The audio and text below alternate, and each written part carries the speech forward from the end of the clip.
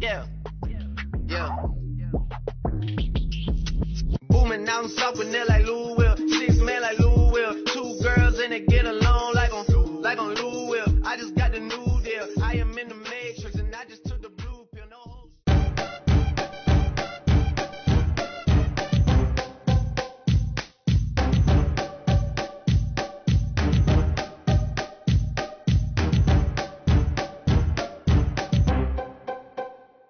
Welcome to Raptors Weekly for the week of February the 23rd. Andrew's here. Hey, Andrew. What's up, fellas? And Will returns. Will. Back. All right. Will's back. Good week for the Raptors. We beat the best team in the league in the Atlanta Hawks. Let's start our discussion with that. This is a result that definitely shocked me, man, because Atlanta, you just don't anticipate beating them given their form, Will. Yeah, I mean, this is actually, well, I mean, today on Sunday, they won, so they snapped it. But before that, the Hawks were actually on a 2-game losing streak. So that's probably as much as they're going to slump this season. Yeah, they're an amazing team. The last time the Raptors played the Hawks, I was in Toronto, and they got just completely rocked, right? So, yeah, it was a surprise. It was weird. The Hawks, like, they just couldn't, they committed so many just silly, dumb turnovers. And, you know, once they started missing a couple 3-point shots, it seemed like it was infectious to the rest of the team. And when they don't have a 3-point shot going, it's a little bit weird for that Hawks offense because they don't really have an interior presence or any other, you know, option to go to, right? And once the 3-point shooting attack broke down, yeah, and that was kind of it. And we got to talk about James Johnson here, who was guarding Kyle Korver in this game, and you know, he held Korver in check. Korver was like 2 for 11 in the game, and was being guarded primarily by James Johnson. And his defense is kind of expected. Like, he's a good defender, but on offense, he was fantastic as well. And Atlanta did this thing where they kind of cheat off of him, and Korver was basically like a free safety wandering around. And James Johnson, like, it didn't stop him from actually having a good offensive game. He got the ball and he drove every time. So it's just a solid two-way game again by James Johnson, which is, Andrew, we've kind of now come to expect. Yeah, he's really got a role in the system that he seems to be working with, like you talked about in the Atlanta game, where he was kind of hanging out in the corner a lot while they would play off of him. And as soon as he got the ball, he knew to drive it. He knew where to attack the defense if it was sitting off him. And he's been fantastic the last month or so, just in decision making, especially on offense. Just very rarely does he make a bad decision or turn the ball over. And it's really nice. And how much do you buy that whole argument against him being in the lineup that it clogs the lane? And I'm making like giant quotation marks as I say this, that somehow the floor isn't spaced enough, or he's a detriment because somehow defenders can cheat off of him. Like, do you buy that argument at all, or do you think the positives he brings outweighs that like one factor? Just on the surface, like he does affect the team's spacing in that he's not a great shooter even from the corners, though he's hit a few lately. Having said that, there's the only scoring from behind the 3-point line, especially from the corners, is not the only possible way to score or the only possible way to score efficiently. So while he doesn't bring that to the table, the way he's been making up for that by penetrating, by keep bringing the ball inside and then passing out of that by cutting to the basket and those types of things have really made up for the lack of spacing that he brings, because he's still able to score really efficiently and not turn the ball over. So the Raptors haven't suffered offensively because he's been on the floor. Yeah, it's James Johnson's a weird player because defenses will help off him and it will affect other people's floor spacing. But if the ball swung back to him, he basically has one move where he drives hard to the basket. But if the defender does help off him, he has like a 2 to 3 step like takeoff sort of runway. And since he's such a big guy and very strong and able to finish through contact and with both hands, yeah, like it's weird. He's really finding success just sort of like having the kick out swung to him and then just driving really hard at the basket. Like, that was a good example against Atlanta with Korver, because Korver is a pretty good help defender, and he knew that James Johnson can't shoot, so he helped off James quite a few times. But once the ball got to him, James would just plow right to the basket because Korver's not strong enough to really stop him in the paint. So and he can drive both ways. Like he can go left or right, which is something not every player can do. And when he's so if he's on the right side of the court, he can easily take you baseline, and he can do the same when he's on the left side. And he's got decent finishing ability that he's able to like stop near the rim and kind of lean in and hit that like 2-footer, which is always quite effective. And his finishing is has been good all season. So it's great to see him. Him have an impact. And we're going to talk more about James Johnson in the second segment of the podcast when we're going to handle some Twitter questions. And there's a lot of questions. We'll try to get to them in the second half of the podcast. But the other guy who had a strong game against the Hawks was Jonas Valanciunas. Despite having a poor offensive scoreline, 4 for 13, 8 points only. But man, 13 rebounds and just some excellent help defense, great screen setting all night long, and he was the real MVP in that game.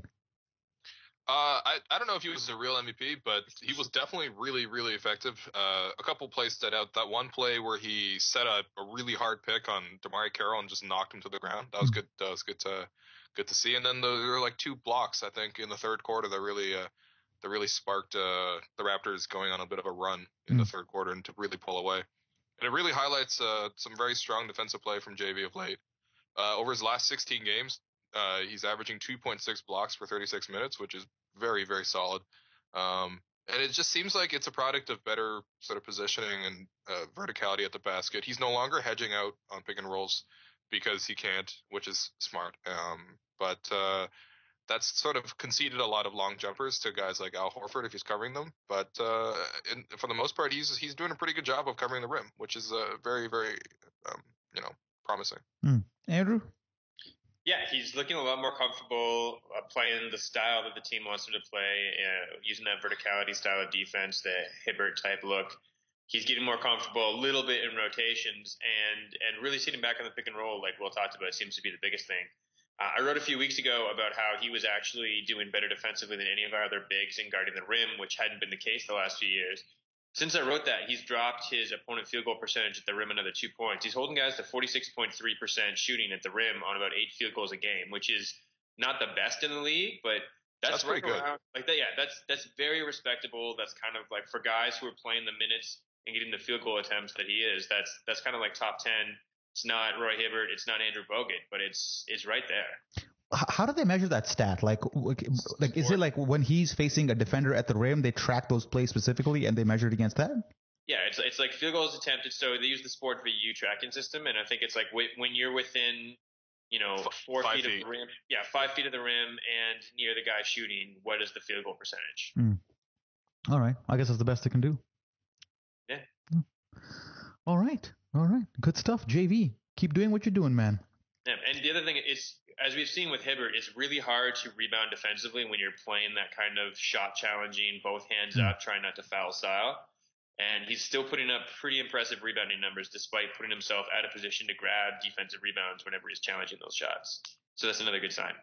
Yeah, that has been the one constant where he's constantly being he comes out to like 4 or 5 feet away from the rim to challenge the drive, and then lo and behold, the guard passes it off, and JV ends up looking really bad, and fans get frustrated with him when that happens. But really, it's not his fault, is what I keep saying.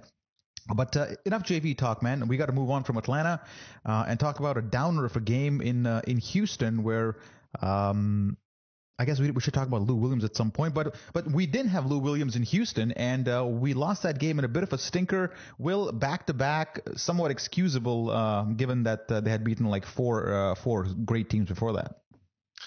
Yeah. Well, I mean, Houston's also on a back-to-back, so I guess that sort of evens out. It was just a very weird game because I think very early on the officials allowed a tone of very, very aggressive defense. Sort of hand checking was sort of legal again, which took it back to about 1990s basketball. And Houston really capitalized because their perimeter defenders are very pesky. They get right up in your face. They put a lot of pressure on DeRozan and Lowry, which I think encouraged them to rush because you could avoid, say, Patrick Beverley getting all up in your grill if you just run. But that led to a lot of unforced turnovers. Really on both ends because the pace was kind of skitterish, but it was just Houston's crazy ball pressure really, really sunk the Raptors, I thought. So. Yeah, and Tamerlan wrote about this in her quick reaction, where Beverly's pressing of Lowry kind of got to him. I think Lowry reacted very negatively to that, and I think that had an influence in the game as well. Again, I'm kind of after you have 4 great wins, it's kind of easy to forgive them for this loss. But it just felt weird because that's what Lowry does to other guards usually, by being pesky and being aggressive and getting in their face. But Beverly kind of did it to him, Andrew, and that was a bit surprising. Yeah, I mean, that's what Patrick Beverly does. By the way, this is an all-time bury the lead scenario that we're doing with the podcast now, where we opened up just talking about the Atlanta game and like, what a great week we just had. Yeah. Like, just the garbage that we watched last night. That's what happened in the week, man. It's a weekly podcast. What do you want me to do? There's only good news, folks. By the way, we had our worst game of the year last night. Yep. I mean, Patrick Beverly, he's allowed to get away with a little bit more than other guys sometimes just because he's established this is the way that he plays, so they let that go a little bit. But, I mean, it was pretty silly last night. Like, I think it bothered Kyle Lowry that the way he played against him, and I think it bothered Lowry even more that he wasn't getting the calls for it. The most amazing part of last night's game was that Joey Crawford didn't call 14 technical fouls. He did call like 6, by the way. Yeah. So. The over-under was like 9, though. Yeah. I mean, Lowry was clearly trying very hard to keep his composure, and that was really taking him out of his game.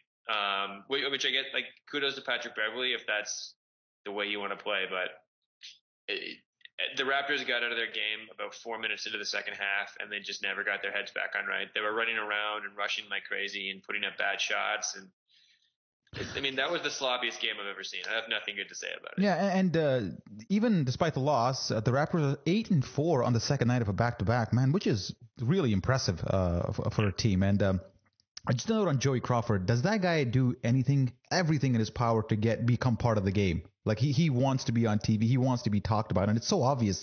And that's really the main reason why I hate the guy. Is there like NBA reffing tenure or something like that, where like between Dick Bavetta and Joey Crawford, like is it impossible to get fired from that job or have them move you on? Like, how do these guys keep holding on to this? Yeah, and the thing is that I don't think fine, you get a job, but I just don't think Joey Crawford is a particularly good referee that he gets to ref the NBA finals. Like, he's not. It's almost like the NBA wants a celebrity ref, and here's Joey Crawford. Yeah, no, he's terrible. He looks like a human worm. He looks like every time I see him, he reminds me of an earthworm. I didn't want to tweet it out because that was a bit too mean, but he's struggling to keep up with the play even more so this season too. And I mean, like with his age, like it's not like he's someone's idiot nephew. I don't know how he has this job and keeps it. He's too old to be someone's anything. All right, so that's that. Those are the 2 games of the week. Let's talk about Lou Williams here and contrast that with Patrick Patterson. Lou Williams, when he faces former teams, he goes off for 26 points and has Drake write songs about him. But when Patrick Patterson faces former teams like Houston, he just clenches, he struggles. Same with Sacramento. He just tries a bit too hard and ends up having a very mediocre game, or even a subpar game as it was against Houston. Anything he's doing differently you've noticed, Will, when he faces a former team? I don't really think so, to be honest. I think that the problem with Tupat is that he's a little bit too unselfish sometimes. And he gets kind of predictable, right? And it's a little bit easy for defenses to game plan against him. Like against Houston, for example, Patterson mostly stands on the 3-point line just to space the floor, but Houston decided to play a whole bunch of wings, so they were able to rotate back to him really quickly. So Patterson's like usual solution to that is just like when he's open on the catch for the 3-point shot, instead of taking that shot, he would overthink it and like quickly move into another, like a motion or whatever. But that actually allows that actually allowed the Rockets to actually recover and stop the play basically. It's a weird thing because Patterson's so much like fit within the team, take the profit where he can, whereas Lou Williams is just like, fuck you, you traded me, you dumped me for John Salmons, I'm gonna score on you and all sorts of shit, and get back at Coach Bud for basically misusing him in his offense. So, Andrew, throwing us on some pearls of wisdom here. I mean, it's a pretty small sample size. I think that there's a lot of this is probably just coincidence as far as, Patrick Patterson's just not sinking. Like he got a fair bit of open looks against Houston that just didn't go or clanked off the rim a bit. And Like I don't know if Lou Williams has the ability to decide to shoot 80% one night, and that's just kind of the way it's worked out so far. Oh, Andrew cut off there for like 2 seconds, but we're not going to bother editing this, and those words will forever remain a mystery. So hopefully it was something really smart. Okay. On that note, we'll take a quick break and come back with some Twitter questions.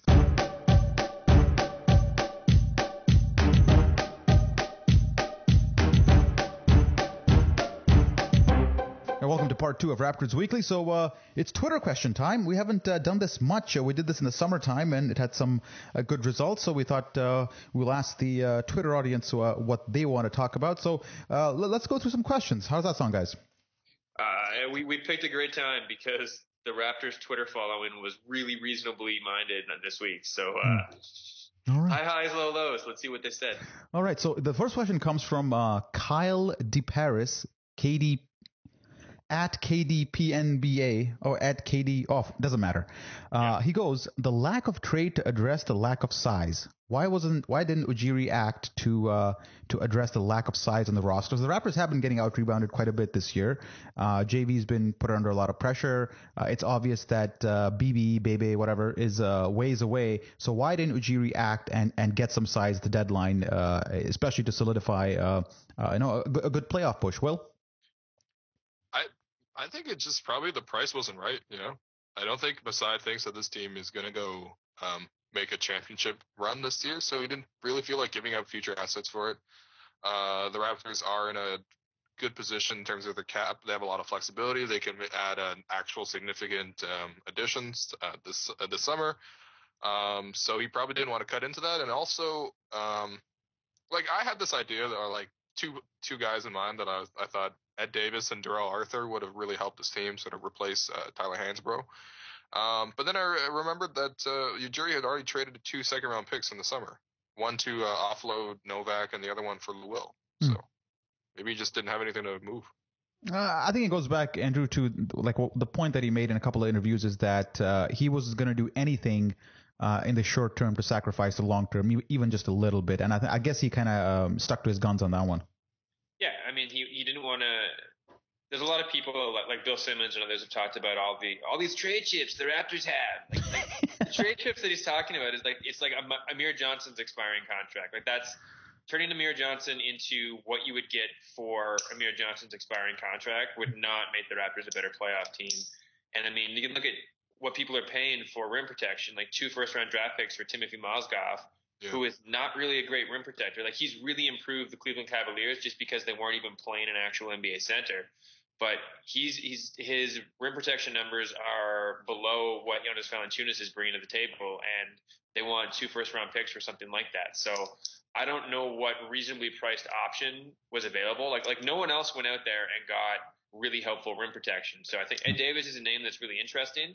But I just, like Will was saying, if we don't have a second-round pick to throw out there, I'm not really sure what we would have used to bring him back. If someone would have taken Tyler Hansbrough for Ed Davis just because why not, then he's a bum for not making that trade. Yeah, the Mozgov thing it's a bit of a supply-demand, right? I mean, I guess there's a rumor out there that he can protect the rim, so therefore he's the only guy who can do that, kind of, so the price kind of goes up. He is a pretty good defender, though. Yeah, he's not bad. He's just not... Yeah, but 2 first-round picks? Yeah, I don't know. I think Zach Lowe had a good point because they also traded Dion Waiters for Shumpert and JR. If you combine those 2 trades, because they almost happened simultaneously. I think they happened within a week. If you combine them together, basically they paid Dion Waiters and 1 first-round draft pick because one of the picks they got from OKC they just flipped for Mozgov. If you combine that together, it's basically they got Dion Waiters, they got J.R. Smith, they got Iman Shumpert and Timofey Mozgov for the price of a future first and Dion. So that's actually a pretty good deal for the Cavaliers, I'd say. All right. Let's move on, man. We got a lot of questions to go to. So why didn't you do this? Because he didn't want to. He didn't want to sacrifice anything. All right. The next question is coming from Lost and Avibet. It's at Rapsfeed. And he goes, how long will it take DeMar to return to normal? I think he's just implying that DeMar has kind of been struggling of late. He's not as dominant in scoring he was earlier in the year. Andrew, let's start with you. Just maybe injury? He's still recovering? It might take some time? Yeah, I mean, I think it's both mental and physical. Like it takes you a while to get back to that explosiveness and to get to a level where you're comfortable driving all the way and getting that same push off your leg. Like I'm positive that he came back long before his leg was at 100%.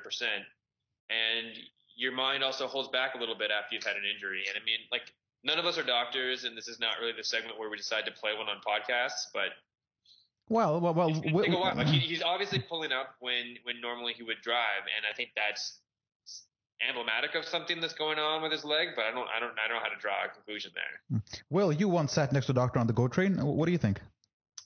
Well, actually, if you tear your adductor longus in the grade 2 matter that he did, it's going to take a while for him to be fully confident in jumping off his left leg. I think that's something that Butch Carter noted on Twitter. Shout out to Butch Carter. Yeah. I know he does read RR once in a while. He's trying to start a basketball league somewhere in Canada. Yeah. Yeah, he's trying. Yeah. I don't know if that's going to work. I'm pessimistic. I hope it does, but I think just a bit pessimistic. Yeah. All right.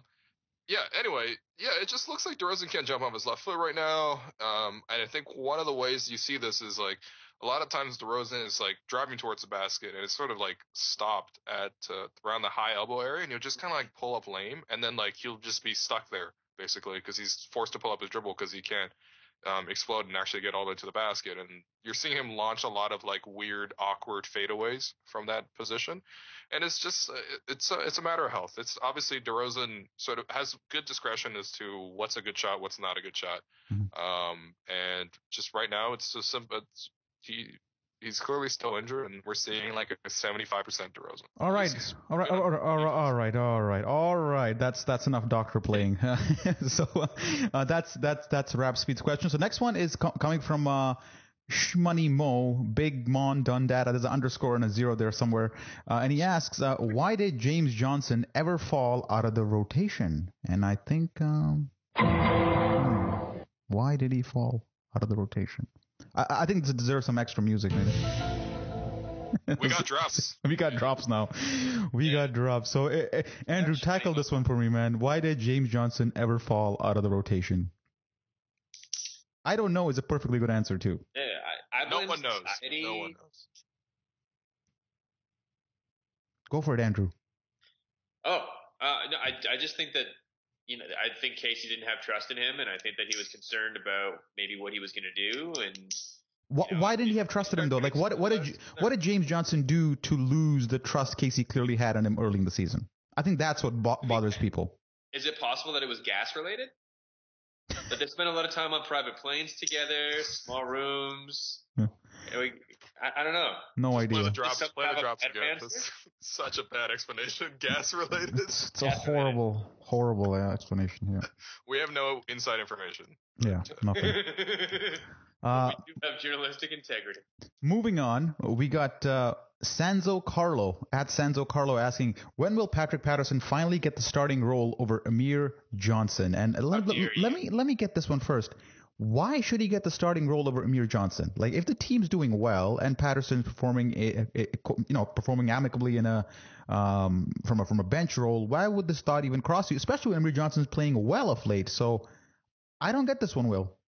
I think it's the spacing issue, right? Because if you put James Johnson at 3, and if you're really concerned about spacing, you can't just have Lowry as the only floor space. Which, by the way, Lowry's shooting like 29% over the last like 16 games. Mm-hmm. So, yeah, I mean, there's that reasoning, but like you said, like the rotation is actually pretty good right now. It's pretty set. The bench has been one of the key factors to the Raptors' victories this season. They have an awesome bench unit that's outscoring their opponents by 13.8 points per 100 possessions. Patterson's a huge part of that. Just keep the rotations where they are, man. The team's pretty solid. Yeah, unless we're hitting a really rough patch for some reason other than injury, I don't see why you would make this change at this point, especially when Amir Johnson's playing so well. So, Sanzo Cazorlo, sorry, man, but that's not going to happen. No. Moving on. Andrew, you want to chime into this one?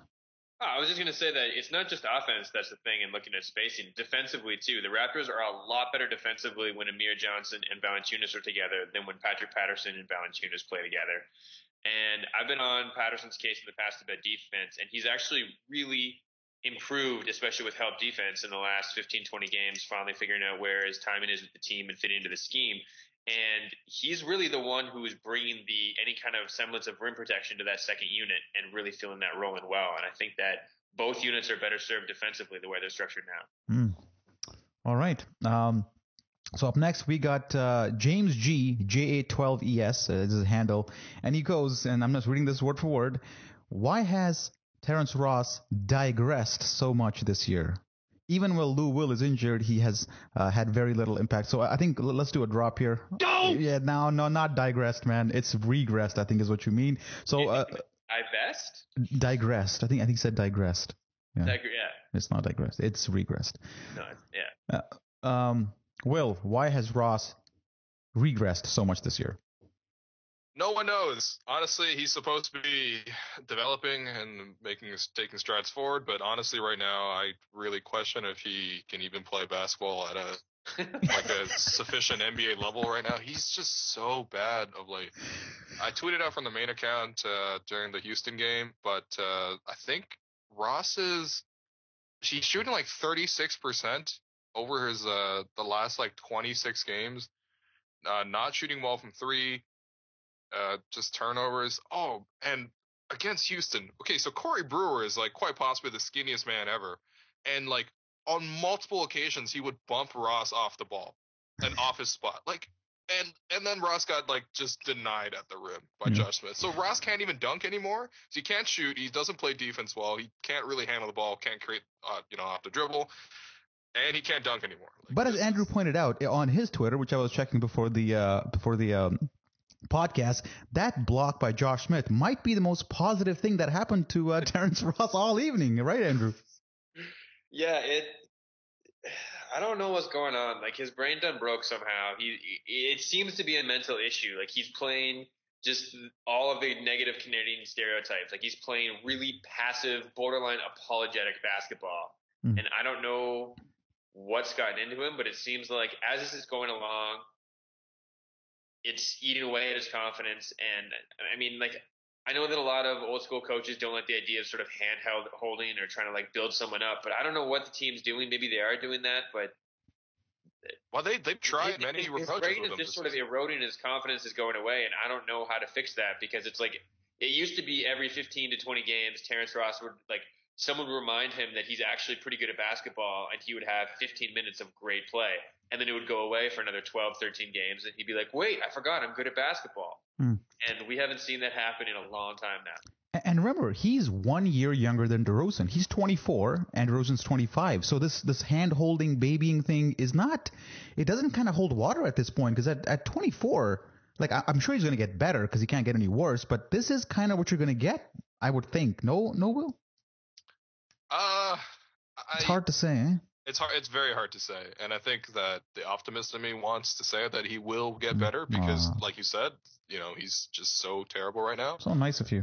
But I don't know. Do you think because he had a kid this year? Yes, he did. That's yes, he bothering did. him? No, I don't think so. It's not like he's like he can afford a nanny. Like it's not like he's raising the kid at night and waking up at 3 a.m. when baby's crying. I'm sure like he's got some kind of plan there. Or at least if that's the problem, if that's a constraint that's holding him back, would Jerry get this guy a nanny? Like do something. Like if that's the problem, that's easily fixable. Yeah, or do you buy into this like PlayStation Instagram thing? Which, by the way, all our readers are convinced that Terrence Ross stays up all night to play 2K and then likes girls on Instagram. But well, there's sufficient evidence out there which indicates just that, Andrew. Yeah, sure there is, which differentiates him from every other male 20-year like in their 20s in what possible way? Yeah, but he's an NBA player. Like, don't you think that? So other NBA players don't spend a lot of time playing video games and hitting up girls on Instagram. I think there's a rule where if you're not spending 12 to 14 hours a week trying to direct message people on social media as an NBA player, like you lose your union card or something like that. And like Hassan Whiteside was wearing a T-shirt after the game last week that said, "I'm just trying to get my 2K rating up." Like I think that it's pretty popular among players. All right. Okay. Yeah. Ross is fantastic in 2K, by the way. Yeah. That guy's you guys hooked up?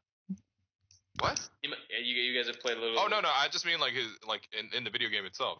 Like he's really good to play with. Mm. Yeah. Well, like that's the thing about Russ. Like it's really hard for me to just punt on him as a player and think that he's never going to be anything because he still has the physical tools. Like he can still shoot really well from three. He still has great athleticism and size. And He just doesn't use it. Not putting it together, and I don't know if maybe it won't happen, but that's what's holding him back, and that's it. Yeah. So just a quick note: the reason that Josh Smith block was so positive was because Andrew. Because he tried. All right. That's good. Let's move on. We got next question is from at T.fan31, and he just basically goes Chris Bosh. So just commenting on Chris Bosh, who was diagnosed with some blood clots in his lungs. So I think I speak for everybody that we wish him the best of luck, and hopefully he recovers soon and gets back into the NBA, if for nothing else, so we can start hitting him properly again. Because the way it is right now, we just can't. We can't hate him. So Chris Bosh, get better so we can hate you later. All right. Does that make sense? Also, just get better. That was much That's harsher scary. than I thought it would be. Yeah. Just get well soon too before. Yeah, All right. It's worth noting right now that in between segments, we're like, look, like we got to say something nicely about Chris Bosh. Like that's really sad. That's really scary. Like we should mention this. And Zero's just made it so underhanded.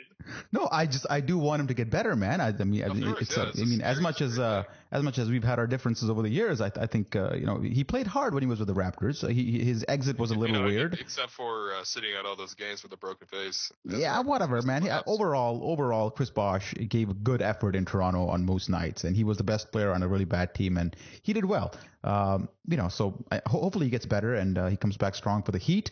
But whatever. Would we, like, he doesn't owe us anything. Would we like him better if he had played more games in those last couple of years when he was hurting and gotten us worse draft picks? No. I think at the end of the day, it was Brian Colangelo's fault for not getting anything for Bosh. But hey, we're getting on a tangent here. So Chris Bosh, best of luck, buddy. Come back soon. Mm-hmm. All right. So next question is from at I Have a Daddy. This one, I'm sure it will be fantastic. And he goes, what's going on with Kyle Lowry? Basically pointing out to his struggles. And Will, I know you stole some numbers from the comment section, and you're going to tell us about it. Well, I guess I did. Since the Portland game, which is 24 games now, Lowry's averaging 15.5 points, 6.5 assists, 3.1 turnovers, while shooting 29% from deep and 37% overall. So he's been really, really, really bad. Hypothesize or and his defense. Tell me why. Really bad. Tell me why. It's hard to say, right? Because like it could be injuries. Like recently, he kind of like banged up his hand. I think that was like 3 or 4 games ago. And I don't know, maybe that's affecting it. He's just playing really out of control, and I don't know if he's tired or whatever. But it's kind of inexplicable because it was very awkward because like as fans we were all very gung ho about voting him into the All-Star game, and at the time that the balloting was open, he was very, very deserving of that.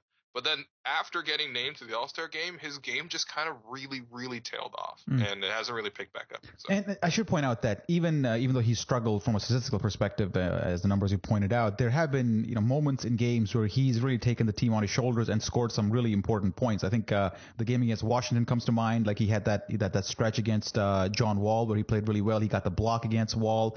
So it's not like he's been struggling.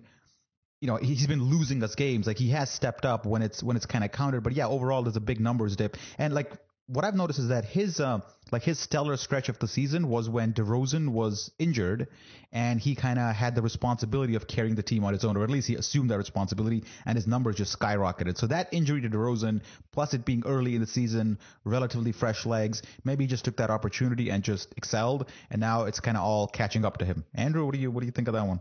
Yeah, I think he's probably just physically and mentally tired. I mean, he had that stretch where DeRozan went down where he was playing a crap load of minutes. He had a huge usage percentage. There were a lot of close games where the teams were just clearing out for him possession after possession, and he was just carrying the team, and he did fantastic doing that.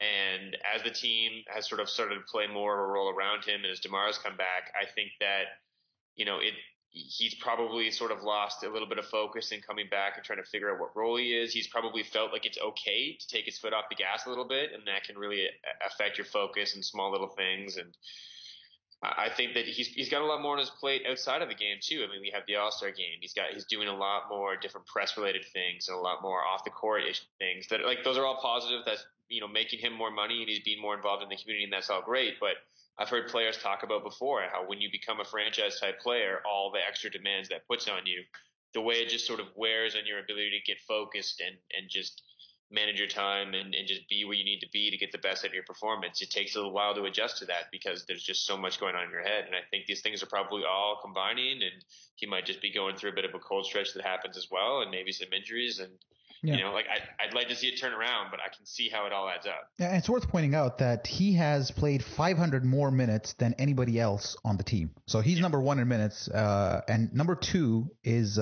Patrick Patterson, with 1456. Lowry's like around 1950.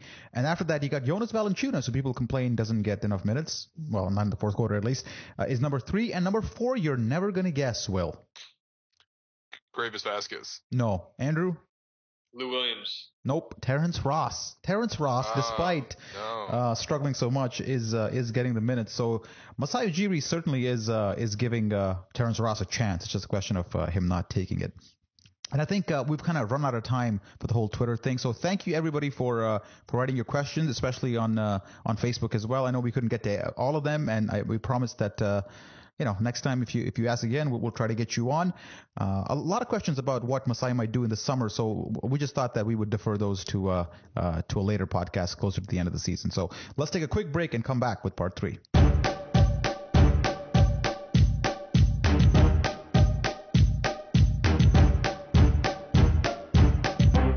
All right, welcome back to part 3 of Raptors Weekly. Looking ahead to the schedule, as we always do in the final part of the podcast, we start off with New Orleans on Monday in a 4-game week as the Raptors continue their 4-game trip across the West. Anthony Davis will miss this game, I believe, Will. Yep. Anthony Davis has re-aggravated his shoulder, so he's going to be out 1 to 2 weeks. Ryan Anderson will also not play. He's out 2 to 4 weeks after spraining his knee, so Raptors catch a break. But then again, last time the Raptors played the Pelicans, Anthony Davis and Drew Holiday were both out. I think Drew's still out, I believe. And the Raptors lost. So we got nothing on this one. Hopefully they win, but maybe they'll lose. This game is on NBA TV, so the Raptors are getting a lot of national coverage now. They have a few of their games have been picked by NBA TV, and ESPN picked a couple as well. So good stuff. The Raptors are getting noticed. I know at the start of the season, I think they had 3 national TV days, but now they're already up to 6 or 7 or maybe even 8 if you count the NBA TV stuff. Andrew, anything to add to the Pelicans and Anthony Davis not playing? I mean, Tyreek Evans kind of killed us last time, and the Raptors this year have been oddly beaten up by teams who are missing their best players and then have a high usage rate, inefficient guy that no one's really afraid of just kind of come in and smack them around a bit. So for whatever reason, if this keeps up, Tyreek will be the guy to watch. Don't have Gravis Vasquez cover Tyreek Evans on the game clinching play, please. Or Gravis Vasquez guarding anyone for the game clinching play. Yeah. So. All right, so that's that. So after that, it's the Dallas Mavericks on Tuesday. So it's a back-to-back situation again. Dallas has won 2 of the last 3 or 3 of the last 4. They stand 38-20. Fantastic team, obviously. High scoring again. Will, you watch a lot of Mavericks ball, I hope, at the score. I would imagine. Sure. I mean, I watched their Sunday game against the Hornets. At least parts of it. Yeah, so again, the Raptors catch a little bit of luck because Chandler Parsons is going to be out. He sprained his ankle, so he's out for the next 3 games, so he won't be there.